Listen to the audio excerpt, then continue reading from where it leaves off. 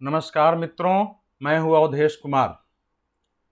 मित्रों, प्रधानमंत्री के कल के राष्ट्र के नाम संबोधन पर इतनी सघन बहस देश में चल रही है, उसके अपने अपने तरीके से ऐसे अर्थ लगाए जा रहे हैं कि देश के आम आदमी के लिए अब ये कठिन हो गया है समझना कि आखिर प्रधानमंत्री ने जो कुछ कहा उसके व्यापक मायने क्या हैं।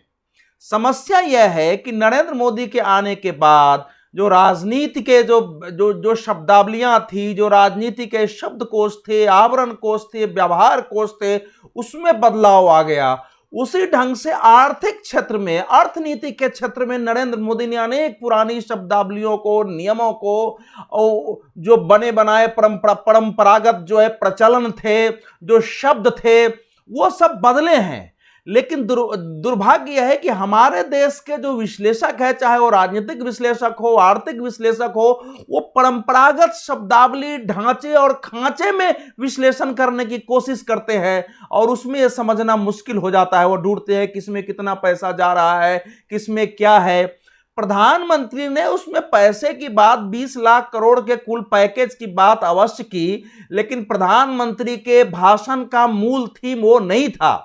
प्रधानमंत्री के भाषण का मूल थीम यह था कि कोरोना संकट के बाद दुनिया व्यापक रूप से बदल जाएगी। उसके आहार में, विहार में, आचरण में, दुनिया की व्यापार की पद्धति में, चिकित्सा की पद्धति में, शिक्षा में, जो भूमंडलीकरण की शुरुआत हुई सोवियत संघ के विघटन के बाद 1990 के दशक में, उस भूमंडलीकरण पर पुनर्विचार दुनिया में शुरू हो गई है और वो उसमें बदलाव होगा।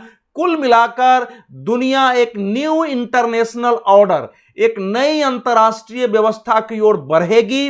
भारत जैसे देश के लिए कोरोना जो संकट है उसको अवसर में बदला जाए। हम अपने अंदर कोरोना से निपटने में तो लगेंगे ही, साथ ही साथ दुनिया में जो बदलाव हो रहा है उसमें हमारी एक महत्वपूर्ण भूमिका दुनिया में हो, दुनिया को हम रास्ता दिखा सके, हमारी छवि विश्व के हितैषी देश की बने और हमारे लोग इस भाव से काम करें कि ये एक समय है जिससे देश को मिलकर करके वहां खड़ा करना है कि दुनिया का सिरमौर देश, दुनिया का सर्वशक्तिशाली, सर्वप्रभावी और आदर्श देश भारत कहलाए और भारत की आवाज का विश्व के लिए सर्वाधिक महत्व हो।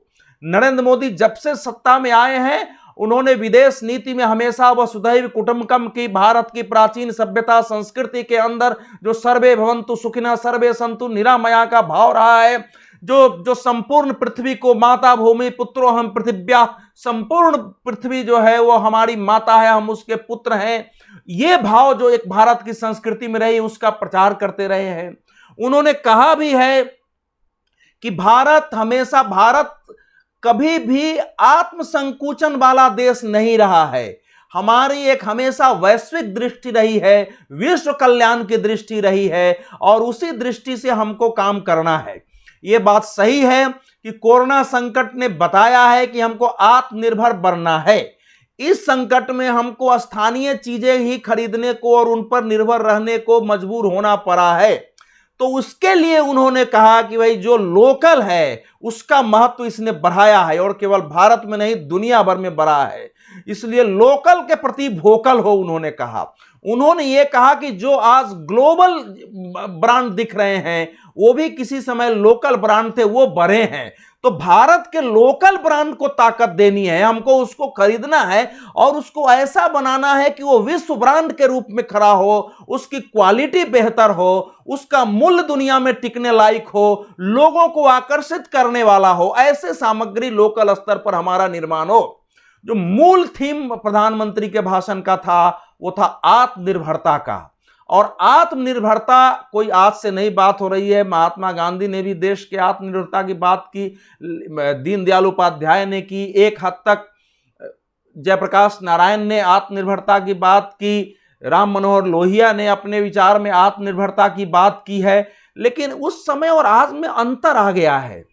अब 1947 से इन 72-73 वर्षों में अर्थव्यवस्था के ऐसे ढांचे हमारे देश में खड़े हो गए हैं जिनमें उद्योगों का, कारोबार का, उनके अनुरूप इंफ्रास्ट्रक्चर का, उसके अनुरूप हमारी पूरी एजुकेशन प्रणाली खड़ी हो गई है, उसके अनुरूप हमारा स्वास्थ्य का ढांचा डेवलप हो गया है, हमारी पूरी संचार प्रणाली उसके अनुरूप खड़ी है, हमारी पूरी यातायात प्रणाली उसके अनुरूप खड़ी है, शहरों के विकास उनके आधार पर हुए हैं। तो ये तो बिल्कुल संभव नहीं है कि ढांचे को तोड़कर और फिर जो जिस ढंग से एक पहले परिकल्पना थी कि ग्राम स्वराज की ओर हम बढ़ेंगे वहां हम जाएं, वैसे बेहतर तो यही होगा, लेकिन वो आज के समय में संभव नहीं है। तो फिर रास्ता इसमें क्या है? रास्ता यही है कि आत्मनिर्भरता का मतलब भारत जो अपनी क्षमता है उसका अधिक से अधिक अपनी आवश्यकताओं के अनुरूप और दुनिया की आवश्यकताओं को ध्यान रखते हुए स्वयं अपने यहां उत्पादन और पैदावार करे। ये तो हो गया जिसको आजकल स्वदेशी कहा जा रहा है। लेकिन प्रधानमंत्री ने कहीं भी इसमें संकुचित राष्ट्रवाद की बात नहीं की है। वो एक व्यापक भारतीय राष्ट्र और हिंदू राष्ट्र के व्यापक कल्पना की बात कर रहे थे। प्रधानमंत्री का कार्यक्रम है मेक इन इंडिया। उन्होंने दुनिया से आह्वान किया था लाल किले की प्राचीर से कि हम भारत में आपको पूरी सुविधा देंगे, आप आइए, यहां मैन्युफैक्चरिंग करिए, अपने सामग्रियों का निर्माण करिए और यहां से दुनिया को निर्यात करिए। जो रक्षा सौदे हो रहे हैं उसमें भी इसलिए तकनीक हस्तांतरण से लेकर के उनको 40% तक भारत में निवेश करने की बात जो है वो इसी कारण से है कि वो भारत में मैन्युफैक्चरिंग उसकी शुरू और यहां से निर्यात हो। तो ये नहीं हो सकता है कि हम केवल अपने देश की कंपनी के द्वारा अपने अंदर बनाए गए सामान के उपयोग की बात प्रधानमंत्री कह रहे हैं। उन्होंने कहा है कि हमारी आत्मनिर्भरता का अर्थ आत्म केंद्रित होना नहीं है। भारत कभी सेल्फ सेंटर्ड देश नहीं रहा है। भारत हमेशा global centred, human centred, nature centred देश रहा है। और इसीलिए उन्होंने दो उदाहरण दिए कि जो योग दिवस है वो दुनिया के स्वास्थ्य और पर्यावरण के युग में भारत की एक देन है। उसी ढंग से भारत ने जो इंटरनेशनल सोलर अलायंस का फ्रांस के साथ मिलकर गठन किया है, जिसके 100 से ज्यादा सदस्य है, वो आने वाले समय में ऊर्जा समस्या को दूर करते हुए अक्षय ऊर्जा स्रोत पर ज्यादा से ज्यादा सौर ऊर्जा पर काम कर रही है, ताकि तेल पर, गैस पर, न्यूक्लियर पर दुनिया की निर्भरता घटे। और ये भी दुनिया के लिए भारत का योगदान होगा। तो हमको योगदान करना है। और इस समय की परिस्थिति है कि चीन से दुनिया में नाराजगी है, जापान, अमेरिका, यूरोपीय देश सब उससे नाराज हैं और सबकी कोशिश है, दक्षिण कोरिया तक की भी कोशिश है कि वहां से हम अपने मैन्युफैक्चरिंग सेंटर्स को, जो हमारे कारखाने हैं, वहां से उठा के बाहर करें। और इसलिए वो सब अपने देश में आर्थिक पैकेज उस अनुसार से जारी कर रहे हैं। अब ये भारत के लिए अवसर है कि वो कंपनियां भारत में आए, यहां वो फैक्ट्री लगाएं, यहां उत्पादन करें और यहां से वो भारतीय उत्पादन के रूप में दुनिया में जाए। अगर ये लक्ष्य हमको निभाना है तो फिर उसका मतलब ये नहीं हो सकता है कि हम बिल्कुल एक संकुचित हो जाएं। स्वदेशी का अर्थ कभी भी अपने खिड़कियां और दरवाजा बंद करना नहीं था। जो सामग्री हमारे स्थानीय संसाधन, स्थानीय कला, स्थानीय कारीगरी, स्थानीय ज्ञान और स्थानीय पूंजी की बदौलत पैदा हो सकती है, वो वहां पैदा हो, उसका उपयोग करें। उनकी मार्केटिंग, उनके विपणन की व्यवस्था वहां तक सड़कें उपलब्ध हो ताकि लोगों को ज्यादा संख्या में पलायन न करना पड़े। और ये एक स्वदेशी की अवधारणा है। लेकिन जो सामान बाहर की कंपनियां आकर के बना सकती हैं, उनको हमारे देश में मौका दिया जाए कि यहां बनाए हो और यहां भी बिक्री करें और या दुनिया में बिक्री के लिए ले जाए। यह भी स्वदेशी की अवधारणा है, यह भी आत्मनिर्भरता ही है। तो इसलिए आत्मनिर्भरता को हम बहुत संकुचित दायरे में न लें। प्रधानमंत्री के मेक इन इंडिया कार्यक्रम का एक बहुत बड़ा जो अंश है वो आत्मनिर्भरता से जुड़ा हुआ है। मूल बात यह थी कि भारत की जो कल्पना है एक शक्तिशाली, लेकिन ऐसा शक्तिशाली नहीं जिससे दुनिया भयभीत हो, ऐसा शक्तिशाली देश जिसको दुनिया अपने बंधुत्व को अपने भाई बहन के रूप में देखे, जिससे दुनिया प्रेम करे, जिसका दुनिया सम्मान करे, जिससे दुनिया सीखे कि मनुष्य का जीवन कैसे जिया जाता है, वो बनाने का समय ये हमको कोरोना ने दिया है। तो प्रधानमंत्री उस भारत की बात कर रहे थे जिस भारत की कल्पना आजादी के पहले हमारे अनेक मनीषियों ने की है। और इसलिए जो आधुनिक चीजें हैं जो डेवलप हो गई हैं उसके अनुसार उन्होंने शब्दावली दिया है कि इसके लिए 5 पिलर होंगे: इकोनॉमी, इंफ्रास्ट्रक्चर, सिस्टम, डेमोग्राफी और डिमांड। इकोनॉमी का अर्थ हम जानते हैं, उन्होंने कहा कि इंक्रीमेंटल ग्रोथ अब हमको नहीं करना है, हमको क्वांटम जंप करना है, तीव्र उछाल हमको चाहिए। आप जानते हैं कि 5 खरब डॉलर की अर्थव्यवस्था का लक्ष्य नरेंद्र मोदी सरकार ने निर्धारित किया, उसके लिए क्वांटम जंप चाहिए। जो उन्होंने इंफ्रास्ट्रक्चर की बात की, कहा कि जब तक आधारभूत संरचना हमारे यहाँ उस ढंग से नहीं होंगी, हम आधुनिक युग में विकास नहीं कर पाएंगे। बाहर की कंपनियां भी आके हमारे यहाँ पूंजी नहीं लगाएगी। तो बिल्कुल एक जिसको कहते हैं कि आवश्यकता के अनुरूप आधुनिक आधारभूत संरचना का निर्माण करना, वो शहरों में भी, वो ग्रामीण क्षेत्रों में भी ऐसे आधारभूत संरचना कि गांव में पैदा होने वाली वहां के संसाधन, वहां की तकनीक की बदौलत भी वहां निर्माण और उसकी बिक्री हो सके। उसी प्रकार से सिस्टम जो है उसमें व्यापक बदलाव लाना, जो पुरानी रीति नीति है उसको खत्म करके एक तो टेक्नोलॉजी ड्रिवन और इसके लिए लॉ में चेंज करना कि वो आप जो पुराने सरे गले कानून है उनको बता करके आज की जरूरत के कानून, वो मैं आगे बोलूंगा कि 5L 4L का उन्होंने कैसे बराबर की। और भारत की अपनी डेमोग्राफी जो है, बड़ा जो युवा वर्ग है हमारे देश में, 18 से जो है 40 वर्ष की उम्र का 70% के आसपास जो आबादी है, वो हमारे उत्पादन में देश को आगे बढ़ाने में बड़ा योगदान दे सकेगी। वो ध्यान रखना है। प्रधानमंत्री ने पहले एक बार भाषण में कहा था कि हम ज्यादा से ज्यादा शिक्षक भी बनाएं ताकि दुनिया में जाके वो शिक्षा दे सकें और दुनिया में भारतीयता का प्रसार हो। और फिर उन्होंने डिमांड बताया कि हम ऐसे सामग्री का निर्माण करें जिसकी मार्केट भारत में डिमांड हो और दुनिया में डिमांड हो।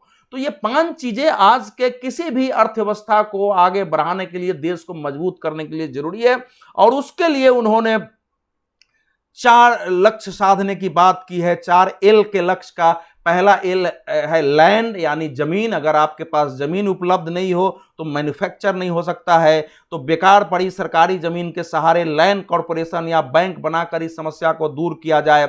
लेबर, भारत में श्रम तो हैं लेकिन श्रम का समुचित नियोजन या श्रम का के जो कानून है उसमें कुछ इतनी कड़ाई है या कहीं कहीं इतने लचीले हैं कि उससे आगे बढ़ने में कठिनाई होती है। तो उसमें व्यापक बदलाव करना, एक बड़े रिफॉर्म की बात उन्होंने की है। लॉ, जिसकी मैं रिफॉर्म की बात कर रहा हूं कि आत्मनिर्भरता के अनुकूल अपने कानूनों को ढालना, उसको रास्ता साफ करने के लिए लाल फीताशाही को खत्म कर और एक खुला वातावरण बनाना कि कोई भी उद्यमी छोटा बड़ा आए उसको बिना घूस दिए हुए, बिना ऑफिस में ज्यादा दौरे हुए, बिना बहुत ज्यादा कागजात के, और सरकारी कार्यालय उसको सहयोग करे, उसको लगे कि ये हमारे देश के विकास के लिए आया है। ऐसे कानून और ऐसे सिस्टम बनाना ये उन्होंने बात की है। तो प्रधानमंत्री के इस विजन को ठीक तरीके से समझ के और उस रूप में हर व्यक्ति को हमको इसमें योगदान देना है। कोरोना के कारण, कोरोना से हम लड़ेंगे जैसा प्रधानमंत्री ने कहा, हम सोशल डिस्टेंस का भी पालन करेंगे, हम मास्क भी पहनेंगे, लेकिन साथ ही साथ हम आर्थिक विकास के लिए, देश को समुन्नत करने के लिए, दुनिया के मैन्युफैक्चरर को आकर्षित करने के लिए, अपने लोकल सामान, अपने लोकल मैन्युफैक्चरिंग की, अपने लोकल टेक्नोलॉजी की, उसको समुन्नत करने के लिए, उसको आधुनिक युग के अनुरूप बनाने के लिए, और साथ ही साथ जो भारत का एक दर्शन है, कृण्वन्तो विश्वमार्जम सर्वे भवन्तु सुखिनः सर्वे सन्तु निरामया वसुधैव कुटुम्बकम, पूरी दुनिया के लोग सुखी हों, संपन्न हों, निरोग हों, कहीं कोई दुख न रहे, उसके लिए अपने देश और दुनिया के स्तर पर काम करते हुए इस रूप में नई बनने वाली अंतर्राष्ट्रीय व्यवस्था को ढालना, ये भारत का दायित्व है। उस रूप में देश बने और देश अपने प्रभाव से दुनिया को इसके अनुकूल बनाए कि दुनिया में शोषण का, दमन का, संघर्ष का, साम्राज्यवाद का, उपनिवेशवाद का, झूठी लड़ाइयों का, दूसरे के जमीनों पर कब्जा करने का, समुद्र पर कब्जा करने का, ये स्थितियां पैदा नहीं हो, और पैदा हो तो उसके निपटारे की व्यवस्था भी इस दुनिया में हो। धन्यवाद मित्रों। अगर आपको मेरे कंटेंट, मेरे विचार अच्छे लगते हैं तो मेरे YouTube चैनल को अवश्य आप सब्सक्राइब करें और साथ ही साथ उसमें जो बेल है उसको भी क्लिक कर दें ताकि मेरे वीडियो आपको मिलते रहें। धन्यवाद, नमस्कार।